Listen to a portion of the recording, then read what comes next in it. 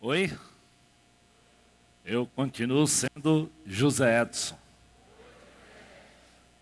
Espero que nessa tarde e noite Deus tenha algo muito precioso para falar mais uma vez ao meu coração e ao teu coração sobre o assunto que nós começamos a estudar sobre bênçãos e maldições no domingo passado. O pastor Armando esteve aqui ministrando a primeira mensagem e nós vamos continuar hoje estudando sobre isso. Espero que você que está aí também na internet fique ligado. E eu queria começar revisando um pouquinho dessa história através do irmão Euriano. Euriano, vem aqui. Euriano é um homem de Deus, a quem Deus tem dado o privilégio de contar ou de nos falar da palavra através do cordel. Como eu sou um camarada lá do sertão do Pernambuco e gostava de ouvir cordel, né? Então, eu lembro que algumas vezes eu desafiei o Euriano a construir história de cordel sobre vários personagens bíblicos. E ele fez um especialmente sobre a história do Natal e colocou na internet. Depois daquele eu digo, Euriano, faz mais, me abençoa tanta gente. E por incrível que pareça, o Euriano recebeu o convite de uma grande editora para colocar a Bíblia inteira em cordel e divulgar para o Brasil inteiro. Amém. Então, quem sabe, logo, logo nós vamos, além de ler a palavra como ela é, ouvir algumas, ou todos os textos bíblicos, também na literatura de cordel. Então hoje Euriano vai nos contar aquela história, Balaão, Balaque e aquela jumenta que aparece na história. Então, Euriano, conta aí para nós aí, como é que é essa história? A história está em Números 22, e aí eu fiz uma releitura e botei o título: As bênçãos de Balaão e sua jumenta faladeira. Tem gente na igreja que tem medo de maldição, tem medo de praga, macumba, olho gordo e amarração. Se cruzar por um gato preto, corre atrás de oração. Tem gente na igreja que diz ter fé em Jesus, que se benze, bebe água ungida, recebe oração do Pai da Luz. Faz a famosa mandinga gospel, apela até pro sinal da cruz. Tem gente na igreja que tem caixinha de promessa. Basta ler um versículo por dia, que é para a bênção sair depressa. E lá só tem versículo bom, porque ruim não interessa. Como é que gente assim ainda diz ser cristão, se Jesus morreu na cruz, quebrando toda a maldição? Crer em Cristo já basta, essa é a única condição. Certo dia o povo de Israel se aproximava dos moabitas, quando Balaque, rei de Moabe, deixou a cidade toda aflita, pois estava se pelando de medo daquele povo israelita. Enviou seus mensageiros até a casa de Balaão, um homem muito respeitado, de grande reputação. O que ele falava dava certo, seja bênção ou maldição. Pediram a Balaão para vir até Moabe e soltasse uma maldição que Israel desabe, que não sobre um vivo, que o povo todo se acabe. Balaão pediu licença e foi falar com o Senhor, mas Deus não permitiu amaldiçoar quem ele abençoou. Balaão despachou o povo e o pé dali não arredou. Balaque não se conteve e mandou um povo importante para convencer Balaão de ir com eles mais adiante e amaldiçoar Israel, aquele povo retirante. Balaão falou com Deus e o Senhor deixou ele ir, mas só faria alguma coisa que Deus viesse a permitir. Balaão pegou sua jumenta e acelou para partir. Mas no meio do caminho Deus resolveu impedir.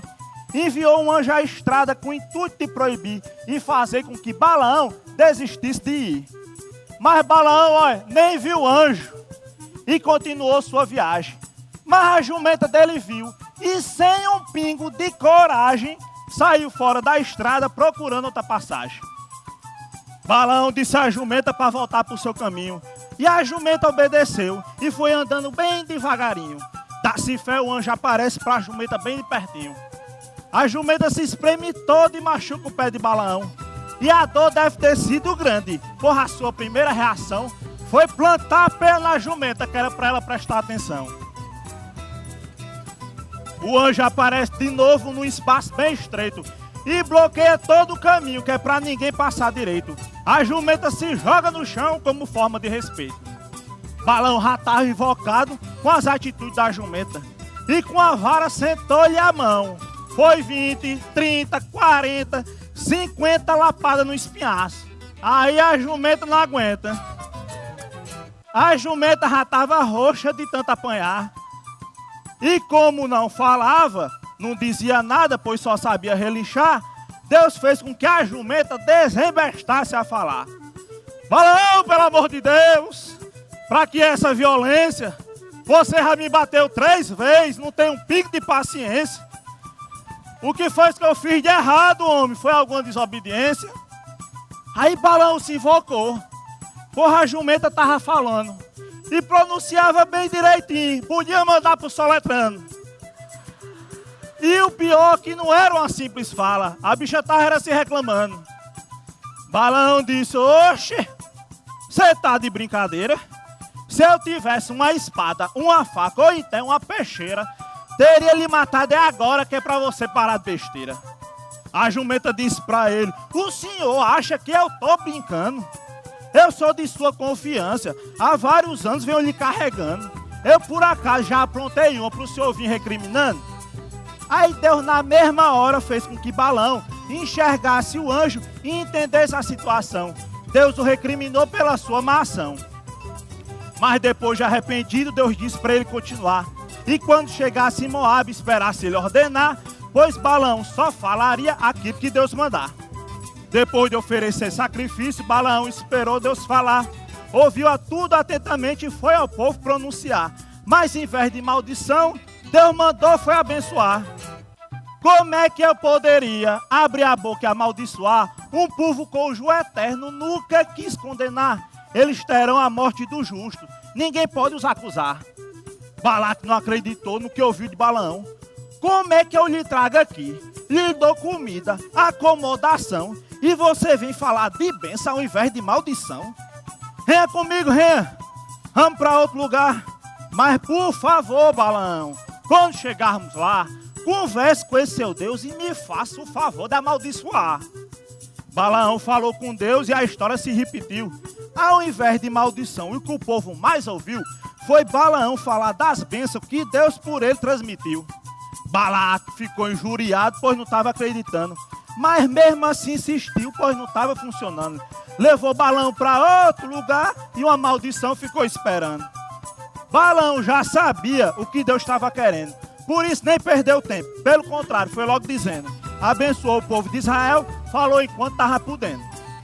Balaque o interrompeu, mandou ele se calar. E arrumar as trouxas de Moabe se mandar. Pois não fez o trabalho direito, que era apenas amaldiçoar. Balaão, antes de ir embora e voltar para sua cidade, falou que o Balaque não queria. Lhe disse um monte de verdade. Profetizou só coisa ruim. Falou com gosto e com vontade. Me diga uma coisa, pastor Zé Edson. Como é que eu lendo uma história dessa, eu posso acreditar que praga e maldição pode o cristão alcançar? Rapaz, não tenha medo disso não. Jesus quebrou toda a maldição. Não precisa se preocupar.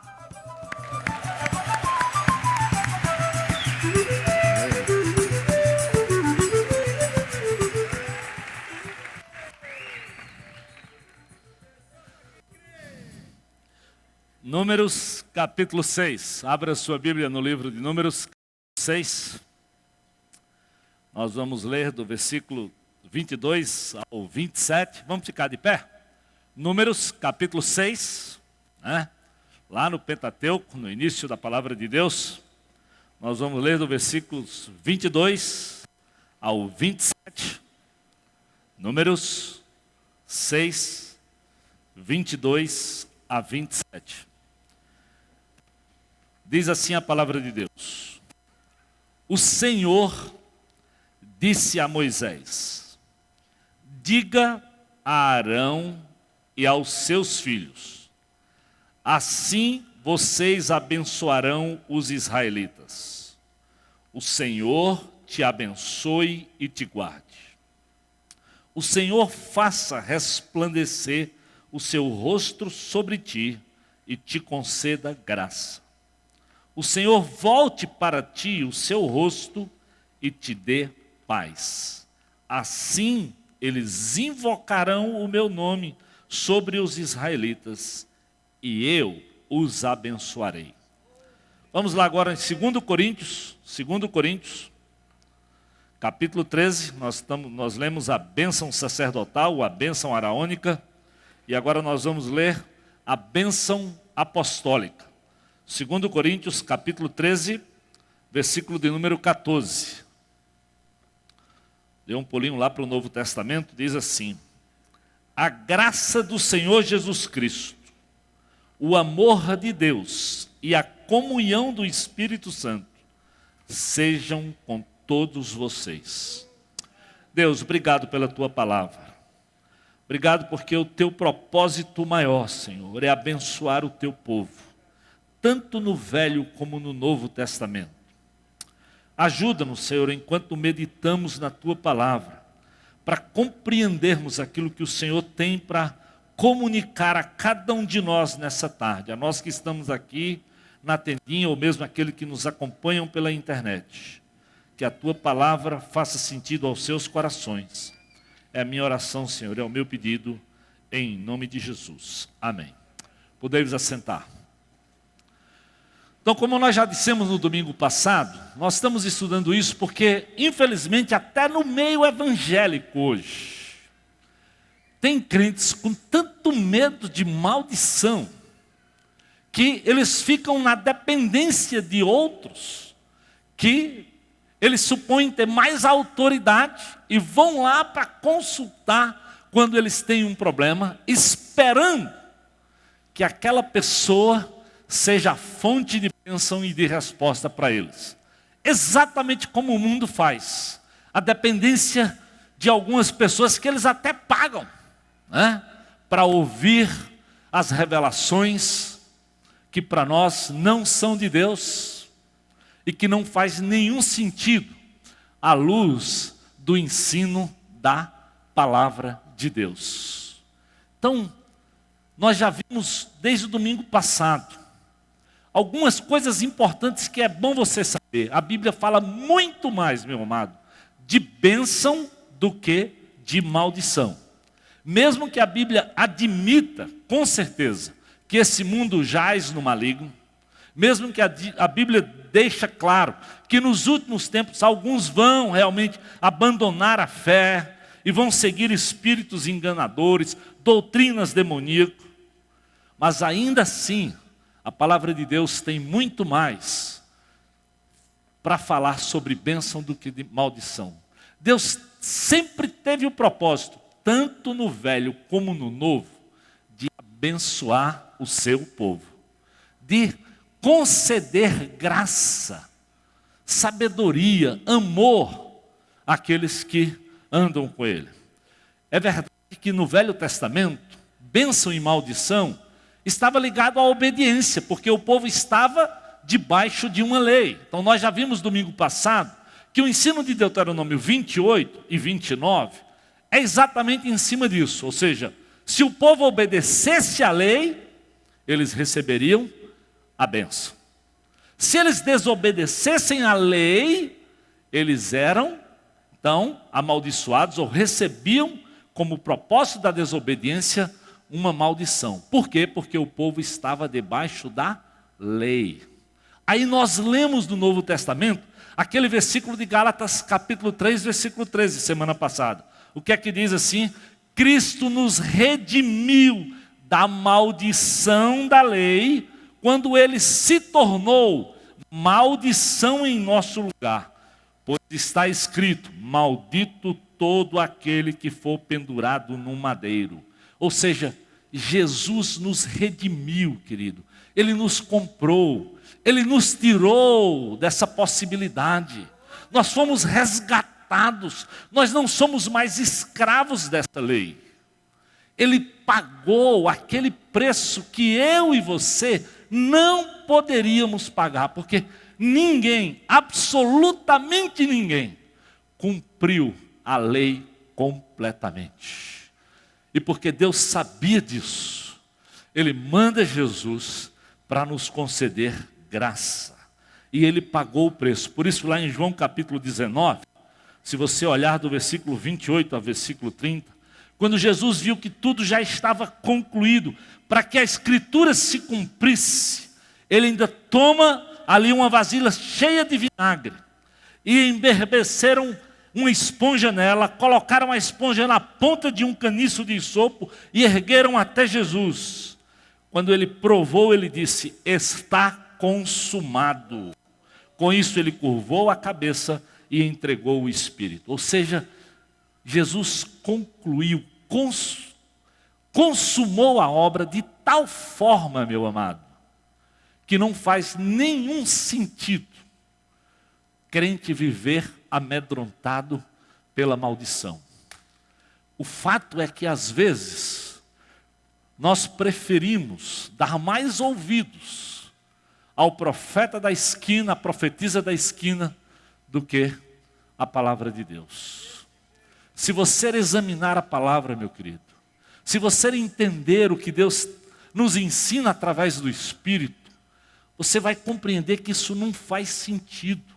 É de novo o diabo tentando manter, mesmo dentro da igreja de Jesus, alguns que não experimentam a verdadeira liberdade, que vivem na dependência de pessoas. Eu fiquei pensando à medida que eu estudava sobre isso, dizendo assim, é interessante, né? Nós como país estamos até buscando algumas evoluções sociais, ou seja, hoje a maioria, ou boa parte pelo menos dos empregos públicos, já são conquistadas através de um concurso. Não é mais alguém simplesmente lhe arrumando, lhe indicando. Mas no nosso meio evangélico, ou seja, no mundo espiritual, as pessoas ainda querem depender de alguém para que lhe abençoe ou para que lhe conceda algo. Não tem nenhum sentido à luz do que a palavra de Deus nos ensina. Porque Jesus é quem veio para nos abençoar. Ele é que pagou o preço que eu, que você, que nenhum de nós poderíamos pagar. Então, ele vai lá, ele cumpre. É interessante no Salmo 69, versículo 1, que é um salmo messiânico, ele diz assim, olha, por alimento me deram fel, e na minha sede me deram a beber vinagre. É por isso que naquela hora, para consumar a obra, Jesus pede, ele diz, eu tenho sede. Ele dá um vinagre para que ele consumasse, para que ele concluísse, para que ele pagasse tudo aquilo que estava escrito a respeito dele e pagasse assim o meu pecado e o teu pecado. Então, nós fomos chamados, meus amados, em Cristo, para vivermos livres. 1 João 4,4, que nós lemos aqui domingo passado, diz assim, vocês são de Deus, filhinhos, e já os venceram, porque maior é aquele que está em vocês do que aqueles que está no mundo. Filhinhos, vocês são de Deus. É João falando com os crentes. Maior é aquele que está em vocês. Quem é que está em nós? Quem é que Jesus enviou para habitar em cada crente? O Espírito Santo de Deus. Domingo passado o pastor Armando fez questão de enfatizar aquela questão da autoridade. O problema das pessoas é que quando eles procuram esse tipo de atendimento, eles não colocam no lugar, quando o problema, supostamente quando o demônio sai, eles não colocam, eles não vão à busca da fonte que é o Senhor Jesus. E aí o demônio volta, pega a casa varrida, ainda traz mais outros demônios e a pessoa vai vivendo cada vez numa dependência maior e mais constante. É o que Jesus nos ensina. Se você olhar lá nos evangelhos, por exemplo, em Lucas capítulo 11, tem esse ensino muito claro, do versículo 21 ao versículo 22. Mas como crentes em Jesus, habitados pelo Espírito Santo de Deus, nós não somos mais chamados para viver debaixo da maldição. Por isso, nós lemos aquilo que está lá em Romanos capítulo 4, como ele diz, como são felizes aqueles cujas transgressões são perdoadas, cujos pecados são apagados. Como é feliz aquele a quem o Senhor não atribui culpa. O Senhor não atribui culpa, é verdade. Esse tipo de gente quer lhe atribuir culpa, quer lhe amedrontar. E se você se deixar levar por esse tipo de pessoa, nós vamos viver constantemente amedrontados. Interessante, quando eu estava estudando sobre isso, eu lembrei que quando eu tinha 5 meses de convertido, eu namorei a minha primeira namorada evangélica. E ela vinha dessa linhagem aí, né? Apesar de eu ter a conhecido na igreja batista, a qual eu aceitei Jesus. E com mais ou menos 15 dias de namoro, ela me disse assim, ó, nós temos um programa hoje para ir, uma reunião de oração. Ela viu que eu estava recém-convertido, fervoroso, e o namoro tinha começado. E eu fui para essa reunião de oração. Ela disse, olha, a irmã aqui é do poder. Ela tem revelação. Eu não sabia nada disso, eu estava só lendo a Bíblia todo dia. E sabe o que aquela mulher revelou naquele dia para mim? Ó, Deus está me falando que você vai casar com ela. Sem brincadeira, queridos. Eu tinha 5 para 6 meses de convertido.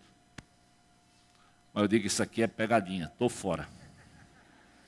Estou fora. Eu saí da reunião, eu disse assim, que história é essa? Porque você me trouxe aqui, que negócio de revelação. Quem disse isso? Deus não falou comigo. Por que Deus está falando com ela?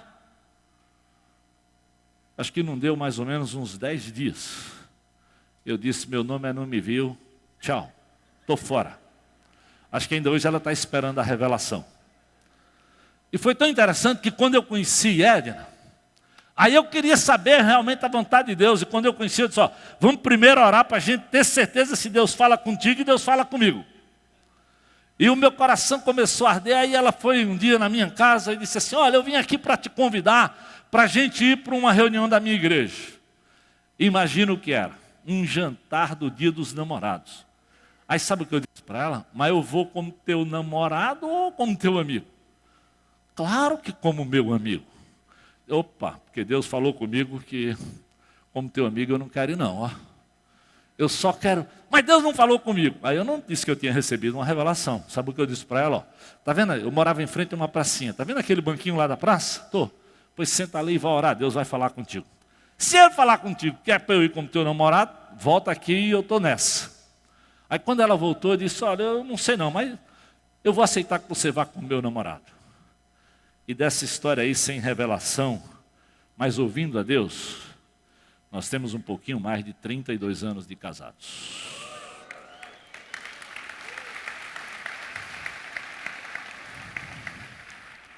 Queridos, Deus nos dá o privilégio de cada um de nós podermos apresentar as nossas necessidades. Deus quer falar contigo pessoalmente. O Senhor conhece você pelo teu nome. Jesus morreu por você. A Bíblia diz que nem um fio de cabelo da tua cabeça, meu amigo, cai sem o controle de Deus. Porque é que nós vamos viver amedrontados. Você lembra o que Balaão diz para Balaque? Já no Velho Testamento. Como eu posso amaldiçoar a quem Deus não amaldiçoou? Como eu posso abençoar a quem Deus não abençoou? Será que você não percebe, meu amado, que a bênção vem de Deus e não da figura A, B, C ou D? Isso é dependência, isso é loucura. Isso vem, às vezes, da nossa própria herança, do catolicismo, que a gente dependia do sacerdote. A minha vida inteira, na minha infância e adolescência, eu tinha que ir lá, sentar naquele lugar e confessar os meus pecados para o padre. Só o padre, só o sacerdote. E o que ele dizia para mim? Vai rezar não sei o que lá. Porque no fundo ele não tinha autoridade para me perdoar. Só quem tem é o Senhor, queridos. Quando a gente conhece a palavra de Deus, a gente percebe que tudo isso é balela, é conjectura humana. E que é interessante para alguns, porque eles se sentem talvez mais espirituais, e você se sente dependente desse tipo de coisas. Eu quero que você repare como é que Deus ensinou, já naquela época, do mesmo episódio de Números, como é que Deus ensinou aos líderes, a Moisés e a Arão, como é que devia ser a bênção dele para o seu povo. Olha como é que começa. Olha para o primeiro ensino dessa bênção. A bênção primeiro é do Senhor. Olha o texto. O Senhor disse a Moisés: diga a Arão e a seus filhos, assim vocês abençoarão os israelitas. Como é que eles deviam abençoar? O Senhor te abençoe e te guarde. Quem deveria abençoar? Pastorar, Moisés, Arão? Não. Yahvé. Olha o texto como diz: o Senhor te abençoe. Olha como em cada um dos versículos fala: o Senhor faça, o Senhor venha. Todo tempo a Bíblia aponta como fonte de bênção o Senhor Yahvé, aquele que está no trono, aquele que é dono de toda bênção para a minha vida e para a tua vida. Arão era irmão mais velho de Moisés. Arão era levita consagrado. Arão era o primeiro sacerdote, mas mesmo assim, com todo esse currículo, Arão não recebe de Deus a instrução para ele mesmo abençoar ninguém. O Senhor diz: ó Arão, eu vou te ensinar como é que o povo vai ser abençoado. Diga assim: o Senhor te abençoe. É assim, meu amado. Quem te abençoa é o Senhor. E presta atenção, Deus está falando com uma nação inteira. Mas quando Ele vai falar sobre bênção, Ele fala como? A ti. Ele fala de forma pessoal.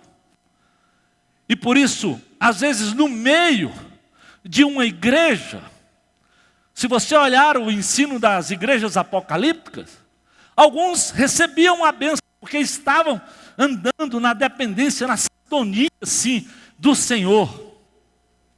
E outros continuavam, quem sabe, na busca desse tipo de coisa. E aí por isso eles não compreendiam o plano e o propósito de Deus. É pessoal, querido. Deus tem algo para você, Deus tem algo para mim. Todo tempo, todo dia. Naquele tempo, o povo não tinha ainda a palavra de Deus. Como é que eles podiam ver a bênção de Deus? À medida que eles caminhavam, à medida que Deus se revelava sobre eles. Mas o tempo inteiro é apontando para Deus. Veja o versículo 27 do capítulo 6 aqui. Olha só o que ele diz: assim eles invocarão o meu nome sobre os israelitas. E o que é que diz no final? E eu, quem? O Senhor, os abençoarei. Eu não sou fonte de bênção. Pastor Armando, pastor Alcimor, não. Nós servimos e seguimos um Deus que nos abençoa e que pode te abençoar, querido. Infelizmente, mesmo no meio evangélico, nós estamos criando uma casta que temos que depender do missionário, da missionária, do, quem sabe, daquilo, da toalhinha, do rosto do camarada, e estamos quase que andando de forma idólatra e não compreendendo o real ensino da Escritura e o real propósito de Jesus nas nossas vidas. 1 Timóteo 2,5 diz o quê? Há só um mediador entre Deus e os homens. Quem é? O homem Cristo Jesus. Não há nenhum outro nome dado entre os homens, meu querido, pelo qual você possa ser salvo, você possa ser abençoado, senão pelo nome de Jesus. Por que será que crentes em Jesus, que andam com a palavra de Deus, se sujeitam a esse tipo de escravidão? Sabe por quê? Jesus diz, sabe por que nós erramos? Porque não conhecemos as Escrituras. Porque não conhecemos o poder de Deus. Preferimos acreditar no poder dos homens.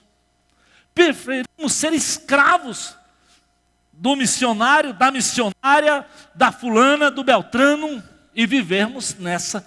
Jesus diz, ei, conhecereis a verdade, porque a verdade vos libertará.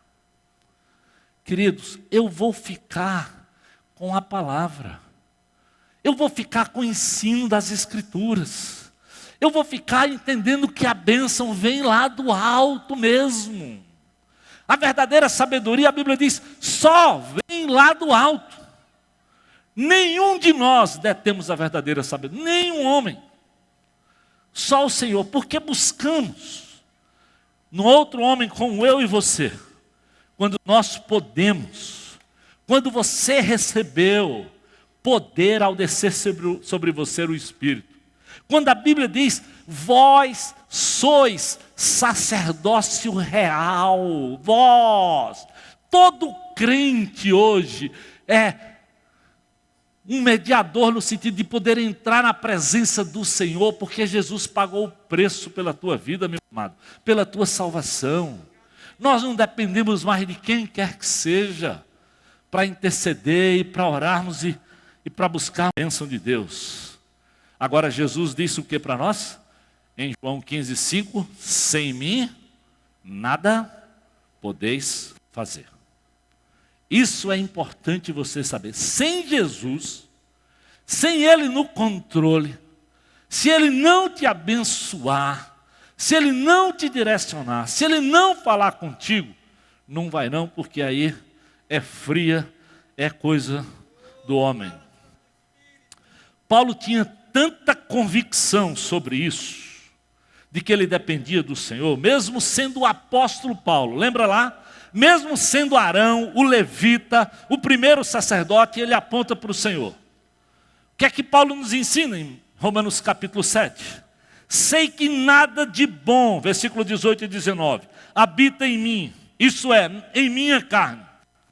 Porque eu tenho desejo de fazer o que é bom, mas eu não consigo realizá-lo. Pois o que faço não é bem o que eu desejo, mas o mal que não quero fazer, esse eu continuo fazendo. Paulo diz, eu em mim mesmo, na minha carne, na minha força, não consigo sequer fazer o que é certo. Aí o que é que ele diz no versículo 24 e 25, você precisa ler o texto inteiro. Miserável homem que sou. Quem me libertará desse corpo sujeito a esta morte? Aí Paulo responde o que você precisa saber e o que eu preciso saber. Graças a Deus por Jesus Cristo nosso Senhor. Graças a Deus por Jesus Cristo nosso Senhor. Ele nos libertou, meu amado. Então quando nós vivemos nessa coisa de dependência de alguém para se ver livre de maldição, eu quero que você entenda. A aberração teológica, você está desprezando, acredite nisso, a obra de Jesus lá na cruz por você e por mim. Eu não sou louco para cometer tamanha bobagem. Eu quero ficar olhando para aquilo que Jesus fez por mim.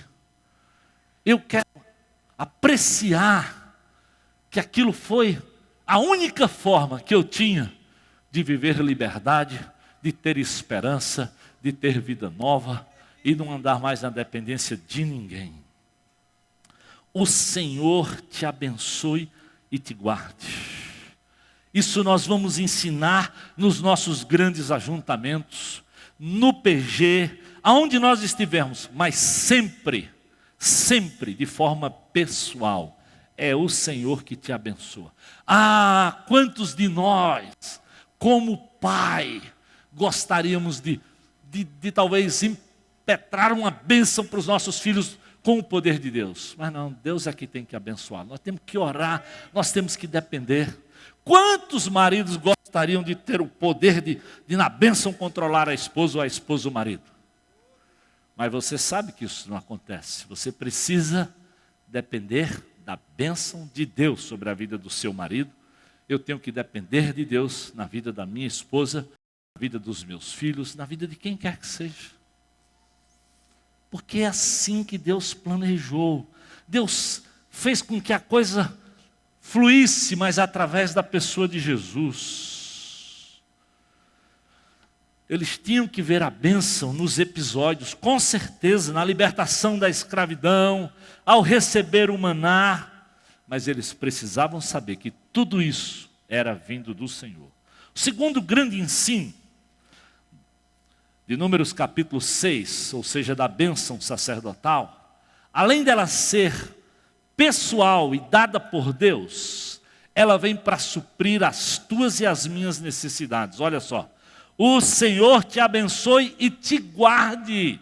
Nós acabamos de cantar sobre o Deus chamar, Deus que guarda, o guarda de Israel. Deus presente sempre está, é isso mesmo. Lembra quando nós olhamos aquele versículo de Êxodo capítulo 3, versículo 7, antes de Deus conceder a bênção, antes do pessoal chegar, porque lembra, o livro de Números, o povo está no Sinai.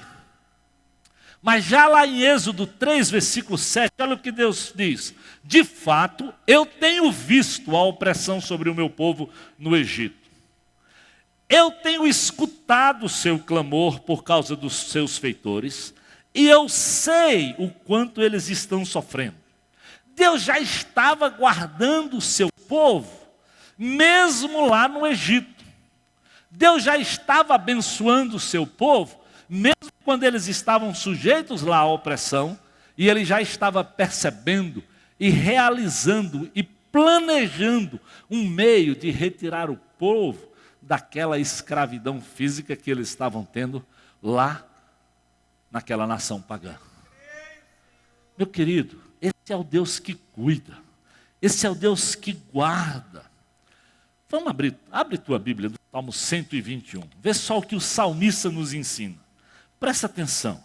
Eu sei que muitos crentes do livro dos Salmos, eles gostam e até mantêm aberto lá na sala, né? Deixam lá até a poeira. Mas olha o ensino do salmista no Salmo 121. Como confere com aquilo que Deus está revelando aqui no livro de Números. Presta atenção, Salmo 121. O salmista diz: eu levanto os meus olhos para os montes e eu pergunto, de onde me vem o socorro? Ou seja, quem vai me abençoar? É a pergunta do salmista. Versículo 2. O meu socorro, a minha bênção, vem do Deus que fez os céus e a terra. Ele não permitirá que você tropece. O seu protetor se manterá alerta. Aqui é a mesma palavra do Deus que te guarda, que se mantém alerta, que está sintonizado, mesmo quando você pensa e acha e diz que Deus lhe abandonou. Não. Não tem perigo, meu amigo. Se alguém está em Cristo, é nova criatura, ele é habitado pelo Espírito, você foi selado, não tem como Deus esquecer de você. Não tem como. Jesus diz o quê? Eu não vou lhes deixar órfãos. Vocês nunca vão estar sozinhos. Eu vou enviar o Espírito Consolador, que vai estar com vocês todo o tempo. Querido, por que nós vamos depender disso? E aí ele diz: o seu protetor se manterá alerta, assim o protetor de Israel não dormirá, ele está sempre alerta. Eu tenho certeza que você já passou por algum vigilante que devia estar lá vigiando e ele estava lá. Né? A Bíblia diz: esse que te protege, esse que me protege, não dorme. Ele é onipresente. Aonde quer que você vá. Por isso esse mesmo salmista diz: mesmo que eu esteja lá no vale da sombra da morte, eu sei que a tua vara, que o teu cajado, que a tua presença, Senhor, está lá comigo. Por que é que nós vamos precisar desse tipo de bênção de pessoas A, B, ou C ou D? Quando a Bíblia diz: esse é o Deus que nos socorre, que vem ao encontro das nossas necessidades. Não só nos guarda, mas voltando lá para Números, o que é que a Bíblia diz? Ele te guarda, que o Senhor faça resplandecer o seu rosto sobre ti. Ele é um Deus que te ilumina, que faz resplandecer o seu rosto sobre o seu povo. Ele ilumina para te ensinar o caminho no deserto. O povo precisava caminhar no deserto. E Deus faz isso. Você sabia? Você lembra daquele versículo quando Deus cuida exatamente disso? Olha só. Leia Êxodo 13, 21. Coloca aí na tela, Êxodo 13, 21. Diz assim o texto, ó: durante o dia, o Senhor ia adiante deles, numa coluna de nuvem, para guiá-los no caminho. E de noite, numa coluna de fogo, para iluminá-los. E assim eles podiam caminhar de dia e de noite. Você está entendendo que já naquela época Deus cuidou disso, da nação de Israel? Ele já fazia-se resplandecer a sua presença sobre o povo de dia e de noite. Deus sabia que Faraó ia atrás do povo e ele queria protegê-lo. Deu a eles uma capacidade de, mesmo à noite, meu amigo, andar no deserto já não é fácil, porque você não sabe nem para onde vai. O cenário é o mesmo. Hoje a turma tem um tal de GPS que ajuda muito, mas naquela época, amigo, não tinha nem GPS, nem SP, coisa nenhuma. Era na dependência. E Deus disse: eu vou adiante de vocês. E de dia e de noite, Ele iluminava, Ele resplandecia, Ele mostrava ao povo a hora de ficar parado, Ele mostrava ao povo a hora de continuar caminhando. Se você ler aquela história, você vai ver que o que Deus está prometendo aqui, Ele fez já com o povo no Velho Testamento. E o que é que Jesus diz para mim e para você? Eis que eu estarei convosco todos os dias até a consumação dos séculos. Meu querido, quem tem Jesus à sua disposição, Ele diz: buscai e me achareis, pedi e dá-se-vos-á. Por que será que nós precisamos achar que a bênção tem que vir de A, B ou C ou D, quando nós podemos ir à presença de Deus e receber de Deus a sua bênção? A cada manhã, o Senhor se apresenta ao seu povo com misericórdia. Ainda hoje, não é o que Jeremias diz? As misericórdias do Senhor são a causa, queridos, de nós não sermos consumidos. Esse é o Deus que não nos deixa órfãos. Esse é o Deus que nos envia o Espírito para quê? Para nos iluminar, para nos fazer entender a palavra. E olha o que Romanos 8,16 diz assim: que o Espírito, este Espírito Santo de Deus, testifica com o nosso Espírito de que nós somos filhos de Deus. Olha, esse foi um dos versículos que primeiramente eu memorizei. Porque como recém-convertido, vindo da bagaceira como eu vinha, eu fiz muita bobagem. E toda vez que eu fazia uma bobagem, o diabo dizia: tu é crente correr nenhuma, filha da mãe. Aí, tu ainda está fazendo isso. Teve um dia então que eu quase sumo. Eu fui para o jogo de futebol com um monte de seminarista. Eu já estava no seminário, meu amigo. Tinha um jogo de Brasil e Bolívia. E com a velha prática, né? Quem vai a campo de futebol sabe, o que não falta lá ainda hoje é palavrão. E eu fui para o jogo e o ponteiro direito da seleção brasileira foi cruzar a bola, meu amigo, e jogou a bola lá do outro lado. Eu não catei coquinho. Ô, seu filho de... Ufa! Todo mundo olhou para mim como quem diz, não estou acreditando. Nem eu. Eu queria sumir no meio daquele Morumbi. Então, nessas horas, Romanos 8,16, ó. Mas você é meu filho. E o Espírito trazia a minha memória. É verdade, Zé, você ainda continua falando bobagem. Mas você já mudou isso, você já mudou aquilo, você já mudou aquilo. Tem esperança, Zé, vai em frente. Era quase assim que eu ouvia.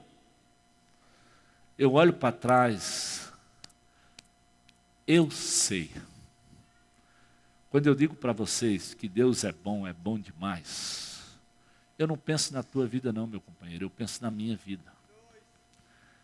Eu sei, exatamente como diz a música. Quem me vê assim no pastorado, cantando, família, não sabe por onde eu passei. Mas eu sei por onde eu passei. Eu sei quanto meu Deus tem sido bom, gracioso, poderoso, para afirmar os meus passos, para ter misericórdia da minha vida, para me conceder graça mesmo. E se não fosse a graça, se não fosse a misericórdia, eu já teria sido consumido, mas faz muito tempo. Muito tempo. Então, meus amados, olha para o Senhor. Olha para esse Deus que nos ensina a entender a palavra, que quer te abençoar, quer te iluminar. Por que será que eu digo assim, por que será que a gente continua igual aquela história? Ao invés de olhar para a folha toda branquinha, a gente fixa naquele pontinho preto. E aí, você murmura, você reclama, você desanima, você acha que não dá, e quando você entra nessa, você vai querer depender de alguém. Antes que isso aconteça, se volte para o Senhor. Abra a palavra, ore ao Senhor, se prostre, lance diante de Deus as tuas necessidades. Você vai ver que Ele vai se revelar a você, que Ele vai resplandecer o seu rosto sobre você, porque é promessa dEle, não é minha não. Buscar-me-eis e me encontrareis quando me buscarem de todo o coração. Não tem perigo, meu amado, isso é promessa de Deus para mim e para você. Então, acredite na graça. A graça que nos salva, que nos restaura. Quando a gente olha lá para o Novo Testamento, na bênção araônica, ou na bênção apostólica, diz, a graça do Senhor Jesus. Lá a Bíblia especifica já a graça do Senhor Jesus. Essa graça que salva. Essa graça que quando você lê o livro de Efésios, presta bem atenção o que é que tem no ensino de Efésios capítulo 2. Se você abrir a sua Bíblia lá. Olha, no versículo 1 e 2 ele diz assim, ó. Vocês estavam mortos nas suas transgressões e pecados. Ou seja, falando da tua vida e da minha vida, antes de Jesus, vocês estavam mortos em suas transgressões e pecados, nos quais vocês costumavam viver, quando seguiam a presente ordem deste mundo e o príncipe do poder do ar, o espírito que agora está atuando nos que vivem na desobediência. Presta atenção. Quando nós não tínhamos Jesus, quem é que nós seguíamos? Não tem segredo, querido. É o espírito da potestade do ar, que a Bíblia dá o nome a ele, do diabo. Não tem meio termo. Ou nós estamos no caminho da salvação, da bênção de Deus, ou nós estamos no caminho da perdição. Então Efésios deixa muito claro. Nós estávamos mortos. Em quê? Nos nossos próprios pecados, nas nossas transgressões. E como é que nós vivíamos? Segundo os conselhos, e vivíamos na desobediência. Agora vê versículos 4 e 5 de Efésios capítulo 2. Todavia, presta atenção, todavia, Deus que é rico em quê? Em misericórdia, ou seja, foi porque você é bonzinho?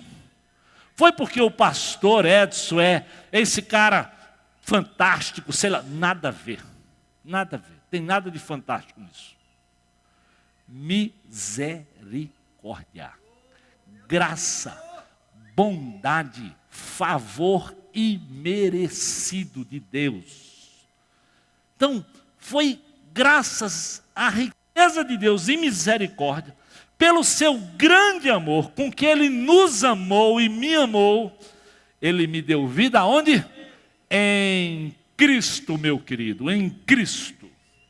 Quando ainda estávamos mortos nas nossas transgressões. É pela graça que vocês são salvos. É esse Deus, é esse Jesus, é esse nome que está acima de todo nome, que nós temos que adorar, que nós temos que honrar, que nós temos que nos curvar, que nós temos que buscar, que nós temos que agradecer, porque é Ele que nos transporta, meu amado, das trevas para a sua maravilhosa luz. Ele vai lá e te resgata, me liberta.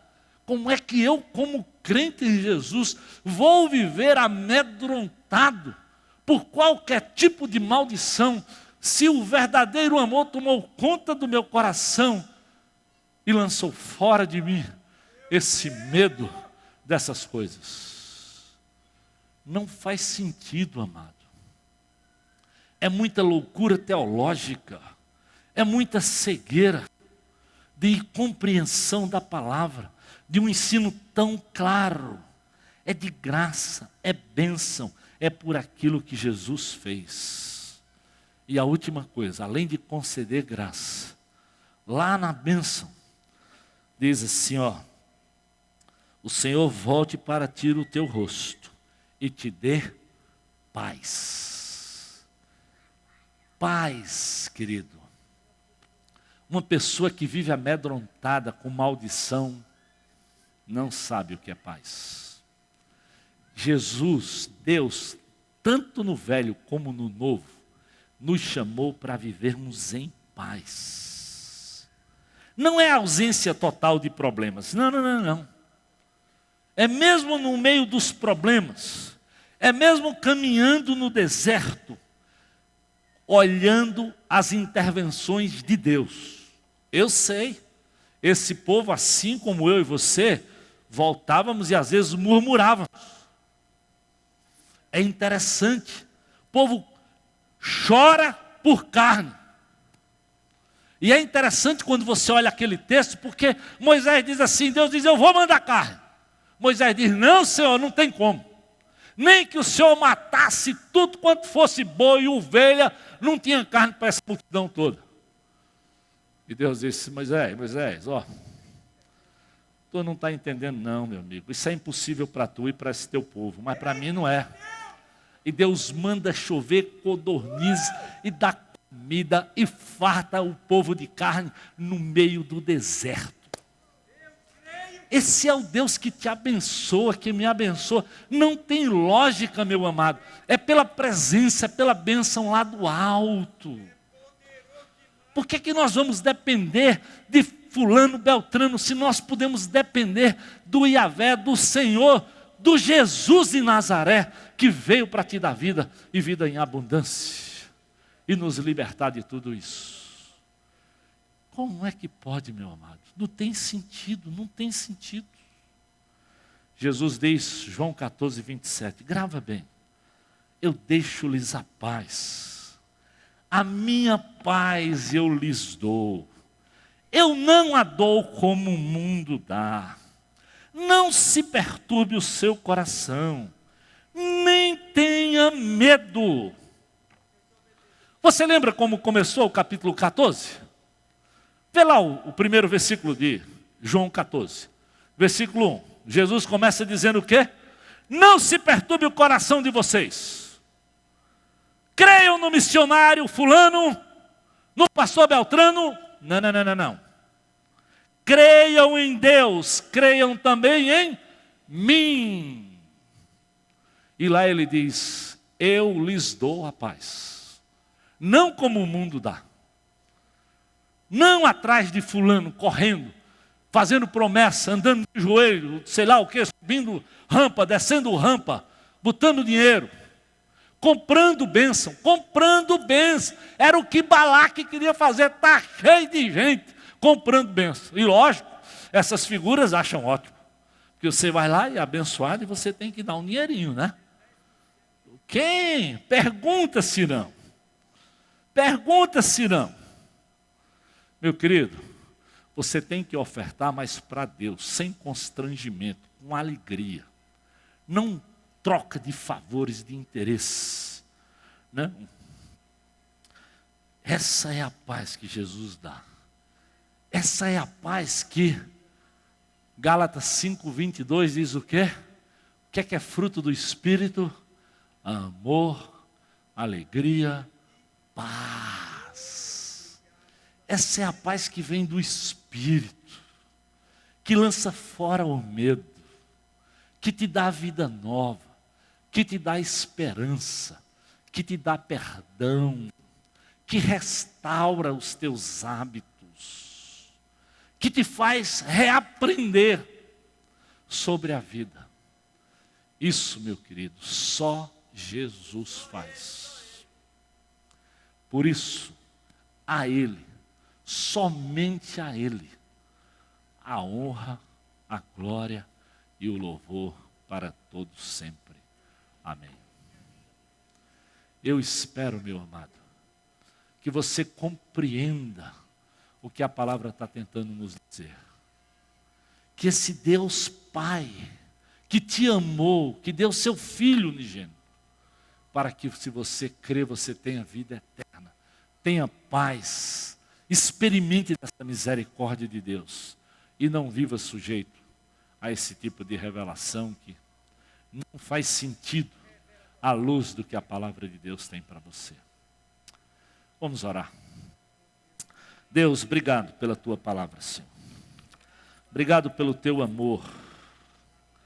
Obrigado porque o Senhor nos concede graça, porque o Senhor nos ama. Obrigado pela comunhão do teu Espírito, Senhor. Obrigado porque o Senhor nos diz que a bênção é para todos nós. Todo aquele que crê pode ser salvo. E hoje, enquanto nós estamos aqui, talvez você veio aqui hoje, meu querido. Talvez com peso no coração, talvez sem paz, sem esperança, se sentindo preso. Mas eu quero lhe dizer que Jesus pode hoje te libertar. Pode hoje te dar paz, pode hoje te dar vida e vida em abundância e vida eterna. Então se hoje, nessa noite você diz, pastor, hoje é o meu dia e eu quero confessar Jesus como Senhor. Aí onde você está, levanta a sua mão, diga, pastor, eu estou nessa. Alguém no nosso meio?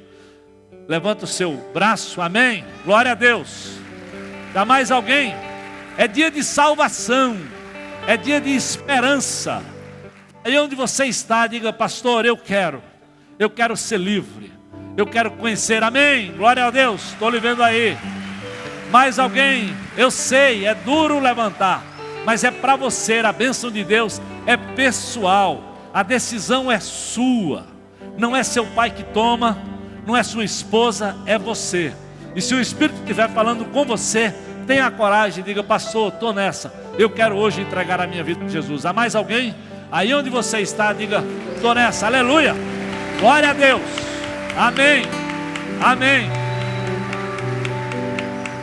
Fica com coragem e diz, estou nessa, quero entregar a minha vida a Jesus. Vamos ficar de pé.